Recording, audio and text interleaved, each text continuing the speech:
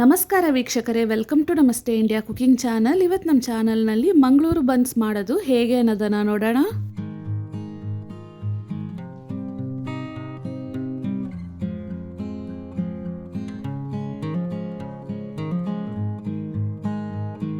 ಚೆನ್ನಾಗಿ ಹಣ್ಣಾಗಿರುವ 2 ಪಚ್ಚೆ ಬಾಳೆಹಣ್ಣನ್ನು ಒಂದು ಪಾತ್ರೆಯಲ್ಲಿ ಹಾಕ್ತಾ ಇದ್ದೀನಿ.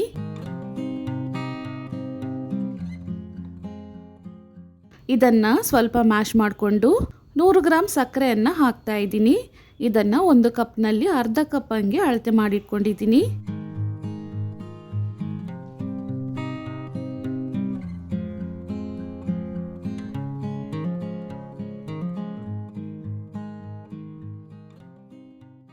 ಸಕ್ಕರೆ ಅರ್ಧ ಕರಗಿದ ಮೇಲೆ ಅರ್ಧ ಸ್ಪೂನ್ ಉಪ್ಪು, 1/4 ಸ್ಪೂನ್ ಅಡಿಗೆ ಸೋಡಾವನ್ನು ಹಾಕಿ ಚೆನ್ನಾಗಿ ಕಲಿಸ್ತಾ ಇದ್ದೀನಿ.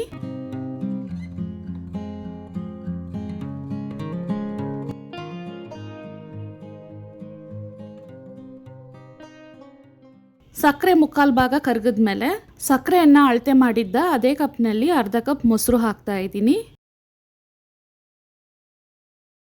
ಸಕ್ಕರೆ ಪೂರ್ತಿ ಕರಗೋವರೆಗೂ ಇದನ್ನು ಚೆನ್ನಾಗಿ ಮಿಕ್ಸ್ ಮಾಡ್ತಾ ಇರಬೇಕು. ಮ್ಯಾಶರ್ ಇಲ್ಲ ಅಂದರೆ ಕೈಯಿಂದನೂ ಕಿವುಚಿ ಚೆನ್ನಾಗಿ ಈ ರೀತಿ ಕಲಿಸ್ಬೋದು. ಈ ರೀತಿ ಕಲಸಾದ್ಮೇಲೆ ಇದರಲ್ಲಿ 1 ಸ್ಪೂನ್ ಜೀರಿಗೆ ಹಾಕ್ತಾ ಇದ್ದೀನಿ. ಭಾಗ್ಯಲಕ್ಷ್ಮಿ ಮೈದಾ ಹಿಟ್ಟನ್ನು ತಗೊಂಡಿದ್ದೀನಿ.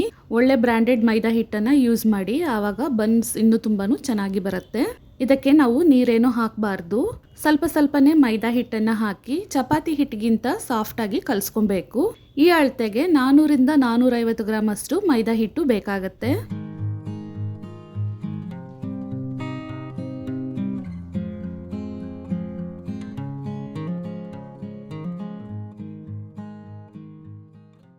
ನೋಡಿ, ಈ ಹದಕ್ಕೆ ಹಿಟ್ಟನ್ನು ಕಲಿಸ್ಕೊಬೇಕು. ಹಿಟ್ಟನ್ನು ನೋಡಿದಾಗ ತುಂಬ ಅಂಟೋ ರೀತಿ ಇರುತ್ತೆ. ಕೈಯನ್ನು ತೊಳೆದ್ಬಿಟ್ಟು ಮುಟ್ಟಿ ನೋಡಿ, ಆವಾಗ ಕರೆಕ್ಟಾಗಿರುತ್ತೆ.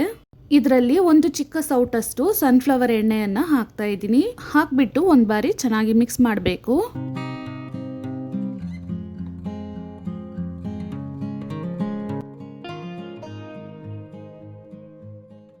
ಈ ರೀತಿ ಹಿಟ್ಟನ್ನು ತಯಾರಿಸಾದ್ಮೇಲೆ ಮತ್ತೆ 1 ಚಿಕ್ಕ ಸೌಟಷ್ಟು ಎಣ್ಣೆಯನ್ನು ಮೇಲೆ ಹಾಕಿ ತಟ್ಟೆಯನ್ನು ಹಾಕಿ ಮುಚ್ಚಿಡ್ತಾ ಇದ್ದೀನಿ. ಈ ಹಿಟ್ಟನ್ನು ಮಿನಿಮಮ್ 4 ಅವರ್ ಆದರೂ ಹಾಗೇನೆ ಬಿಡಬೇಕು. ಹಿಟ್ಟನ್ನು ಕಲಸಿಟ್ಟು 5 ಅವರ್ ಆಗಿದೆ. ಇದನ್ನು ಒಂದು ಬಾರಿ ಹಾಗೇನೆ ಮಿಕ್ಸ್ ಮಾಡ್ಕೊಬೇಕು. ಜಾಸ್ತಿ ಏನು ನಾದ್ಕೊಳ್ಳೋದು ಬೇಕಾಗಿಲ್ಲ.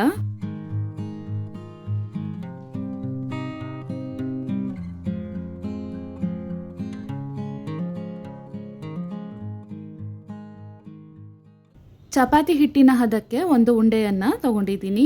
ಮಣೆಯ ಮೇಲೆ ಸ್ವಲ್ಪ ಮೈದಾ ಹಿಟ್ಟನ್ನು ಹರಡ್ಕೊಳ್ತಾ ಇದ್ದೀನಿ. ಇದ್ರ ಮೇಲೆ ಉಂಡೆಯನ್ನು ಇಟ್ಟು ತೀರಾ ಒತ್ತಬಾರ್ದು, ನಿಧಾನವಾಗಿ ಇದನ್ನು ಲಟ್ಟಿಸ್ಕೊಬೇಕು. ನೋಡಿ, ಇಷ್ಟು ದಪ್ಪನೇ ಹಿಟ್ಟನ್ನು ಲಟ್ಟಿಸ್ಕೊಬೇಕು. ಎಣ್ಣೆಯನ್ನು ಮೀಡಿಯಂ ಹದಕ್ಕೆ ಕಾಯಿಸ್ಕೊಂಡಿದ್ದೀನಿ. ಲಟ್ಸಿರುವ ಹಿಟ್ಟನ್ನು ಹಾಕ್ತಾ ಇದ್ದೀನಿ. ಇವಾಗ ನೋಡಿ, ಎಣ್ಣೆಯಿಂದ ಅದೇ ಮೇಲೆ ಬರುತ್ತೆ. ಈ ರೀತಿ ಬಂದಾದ್ಮೇಲೆ ಇದ್ರ ಮೇಲೆ ಎಣ್ಣೆಯನ್ನು ಸೌಟಿಂದ ಹಾಕ್ತಾ ಇರಬೇಕು.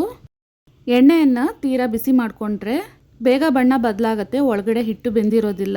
ಅದೇ ರೀತಿ ಎಣ್ಣೆಯನ್ನು ತೀರಾ ಕಡಿಮೆ ಕಾಯಿಸ್ಕೊಂಡಿದ್ರು ಬನ್ಸ್ ಮೇಲ್ಗಡೆ ಮಾತ್ರ ಚೆನ್ನಾಗಿ ಉಬ್ಬಿ ಬರುತ್ತೆ, ತಳಭಾಗದಲ್ಲಿ ತೂತು ಬೀಳುತ್ತೆ. ಆದ್ರಿಂದ ಎಣ್ಣೆಯನ್ನು ಹದವಾಗಿ ಕಾಯಿಸ್ಕೊಂಡು ಲೋ ಮತ್ತು ಮೀಡಿಯಂ ಫ್ಲೇಮ್ನಲ್ಲಿಟ್ಟು ಇದನ್ನು ಬೇಯಿಸ್ಕೊಬೇಕು. ಇವಾಗ ನೋಡಿ, ಬನ್ಸ್ನ ಮೇಲ್ಭಾಗ ಕಂದು ಬಣ್ಣಕ್ಕೆ ತಿರುಗಿದ ಮೇಲೆನೆ ಇದನ್ನು ನಾನು ತಿರುಗಿಸಿ ಹಾಕ್ತಾ ಇದ್ದೀನಿ. ಇವಾಗ 2 ಕಡೆನೂ ಒಂದೇ ರೀತಿ ಬಣ್ಣಕ್ಕೆ ತಿರುಗಿ ಚೆನ್ನಾಗಿ ಬೆಂದಿದೆ. ಎಣ್ಣೆಯಿಂದ ತೆಗೆದು ಬಿಡೋಣ.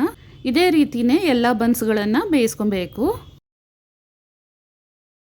ನೀವು ಹಿಟ್ಟನ್ನು ಇಷ್ಟು ದಪ್ಪ ಲಟ್ಸಿದ್ರೆ ಮಾತ್ರ ಬನ್ ಥರ ಒಳಗಡೆಯಿಂದ ತುಂಬಿಕೊಂಡು ಚೆನ್ನಾಗಿ ಬರುತ್ತೆ. ತುಂಬ ತೆಳ್ಳಕ್ಕೆ ಮಾಡಿಕೊಂಡ್ರೆ ನಾರ್ಮಲ್ ಪೂರಿ ಥರನೇ ಬರುತ್ತೆ. ಈ ಬನ್ಸನ್ನು ಹಾಗೆ ತಿನ್ಬೋದು ಅಥವಾ ಖಾರವಾಗಿರುವ ತೆಂಗಿನಕಾಯಿ ಚಟ್ನಿ ಮತ್ತು ತರಕಾರಿ ಸಾಗುವಿನೊಂದಿಗೆ ತಿನ್ಬೋದು. ತುಂಬಾ ರುಚಿಯಾಗಿರುತ್ತೆ.